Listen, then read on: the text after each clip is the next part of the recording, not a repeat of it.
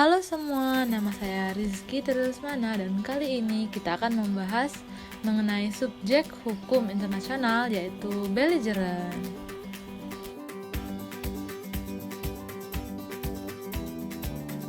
Sebelum kita membahas apa itu belligerent dan bagaimana dia bisa menjadi subjek hukum internasional, kita perlu mengetahui bahwa subjek hukum internasional mempunyai kecakapan atau legal capacity agar dapat menjalankan hak dan kewajiban dalam hubungan internasional. Lalu, apa itu belligerent?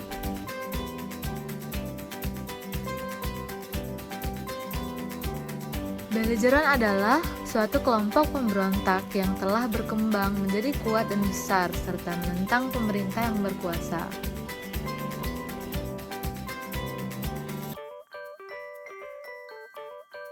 Kaum belligerency pada awalnya muncul sebagai akibat dari masalah dalam negeri suatu negara berdaulat. Oleh karena itu, penyelesaian sepenuhnya merupakan urusan negara yang bersangkutan. Namun apabila pemberontakan tersebut bersenjata dan terus berkembang, maka salah satu sikap yang dapat diambil adalah mengakui eksistensi atau menerima kaum pemberontak sebagai pribadi yang berdiri sendiri.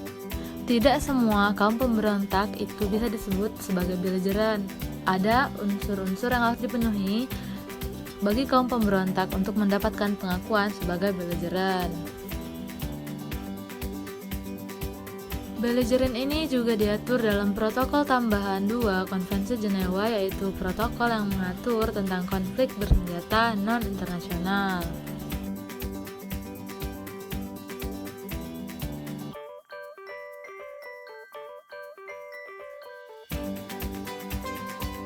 Nah, kenapa sih bisa muncul belligerency ini? Umumnya, kaum ini mengangkat isu self-determination atau hak untuk menentukan nasib sendiri. Inilah yang akhirnya menjadi alasan mereka untuk memisahkan diri dari negara.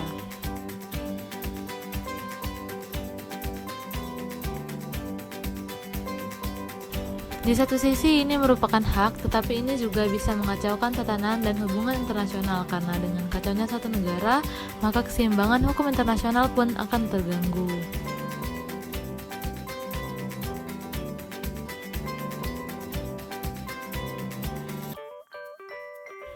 Alasan dari self-determination ini dijadikan landasan para belligerent ini sebetulnya ada dasar hukumnya. Yang pertama yaitu pasal 12 dan 55 Piagam PBB yang berisi hak dari people untuk menciptakan keadaan yang tertib atau stability dan kemakmuran yang merupakan dasar terciptanya suatu hubungan persahabatan antar negara dalam hubungan internasional.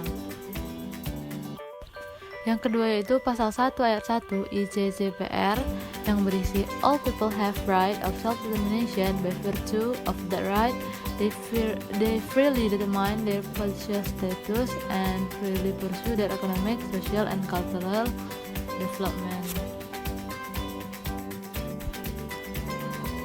Dasar hukum self-determination yang ketiga yaitu pada pasal 21 ayat 3 DUHAM Western Sahara Case yang berbunyi self-determination harus memenuhi syarat yaitu a free and genuine expression of the will.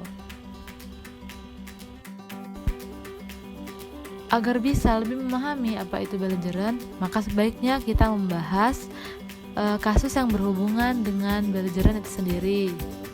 Yaitu di sini saya contohkan GAM Gerakan Aceh Merdeka yang terjadi di Aceh, Indonesia. Gerakan Aceh Merdeka ini tidak sampai memisahkan diri dari NKRI, namun diberikan otonomi khusus.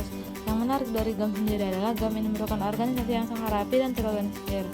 Mereka memiliki pemerintahan meskipun dikontrol dari negara lain karena waktu itu pemimpinnya sedang ada di Swedia, misalnya ada di berbagai negara di Skandinavia.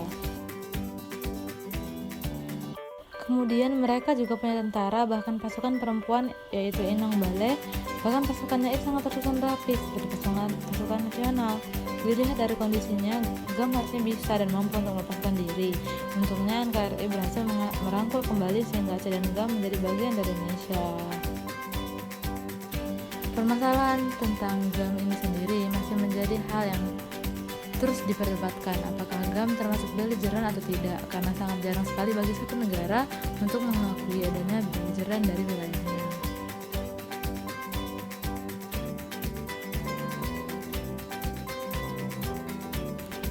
Sekian video dari saya, terima kasih.